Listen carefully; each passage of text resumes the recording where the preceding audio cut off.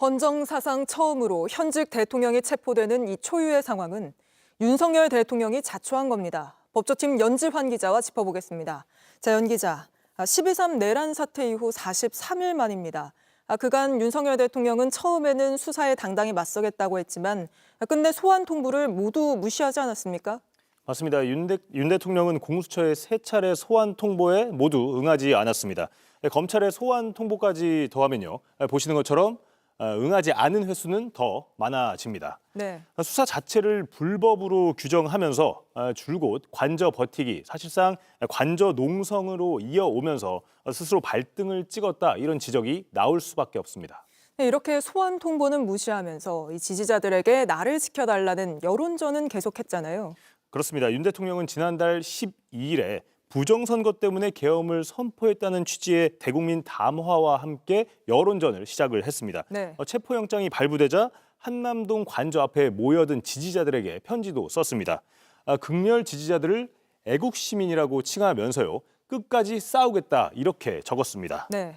몸으로 체포를 막아달라는 메시지였고, 실제로 이 메시지는 극우 유튜버들을 통해서 전파가 됐습니다.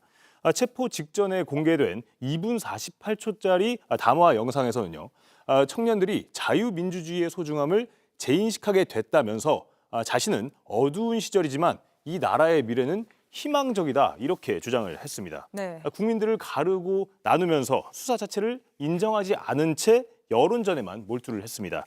이 내란이라는 중대한 범죄를 이런 식으로 피하려 보다가 스스로 무너진 겁니다. 이제서야 대통령 조사가 시작이 됐습니다. 혐의는 내란 우두머리 혐의죠. 맞습니다. 영장을 보면서 설명을 드리면요, 죄명에 내란 우두머리 혐의다, 이렇게 적시가 되어 있습니다. 네. 내란에 가담한 중요 임무 종사자인 전직 사령관과 장관은 대부분이 지금 다 구속이 되어서 재판에 넘겨져 있는 상황입니다. 네. 사실상 내란 우두머리 혐의 사건 처리만 남은 그런 상황입니다. 대통령 지시를 따른 사람들은 다 구속돼 이미 재판에 넘겨졌는데 대통령 조사는 이제서야 시작된 그런 상황입니다. 대통령이 우선 답해야 되는 건 왜 내란 사태를 일으켰느냐, 이걸 텐데 공수처는 김건희 여사 특검 때문에 그랬다고 의심하고 있죠. 네, 맞습니다. 영장에는 윤 대통령이 조사에서 반드시 답해야 할 것들이 지금 담겨 있습니다. 먼저 12.3 내란 사태를 일으킨 배경입니다. 영장에 적시가 되어 있는 부분인데요. 정부 관료에 대한 탄핵 소추가 계속 이어지고 예산안이 대폭 감액된 것을 이유로 들어서 비상계엄을 선포했다, 이렇게 적시를 했습니다.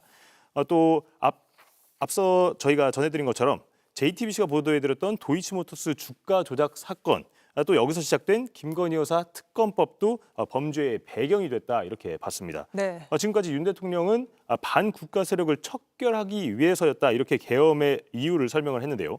구체적으로 왜, 또 지난해 12월 3일에 정말 개인을 향해 오는 이 특검 등을 막기 위해서 계엄을 선포한 건지 답을 해야 합니다.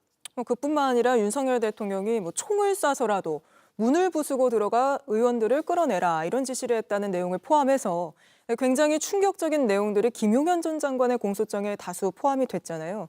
이건 역시 공수처가 직접 윤 대통령에게 묻게 되겠죠. 네, 맞습니다. 영장에는 비상계엄 요건에 해당하지 않는다는 것을 알고도 국회를 마비시키려 했고, 또 선관위를 점거하고 관계자들을 수사함으로써 소속 공무원들을 체포하기로 마음먹었다, 이렇게 적시가 됐습니다. 이 고의성에 대해서 지적을 한 건데요. 네. 정말 위법한 줄 알면서 계엄을 선포한 건지, 또 야당 의원들, 또 선관위 관계자들을 선거 사범, 그러니까 이 부정선거 관련자들로 체포 구금하려고 했는지, 계엄을 터뜨리고 43일 만에 체포된 윤석열 대통령은 답을 해야 합니다. 알겠습니다. 연지환 기자와는 여기까지 짚어보고요. 윤석열 대통령이 낸 메시지들을 좀 자세히 따져보겠습니다. JTBC 뉴스를 시청해 주셔서 고맙습니다. 저희는 저녁 6시 30분 뉴스룸에서 뵙겠습니다.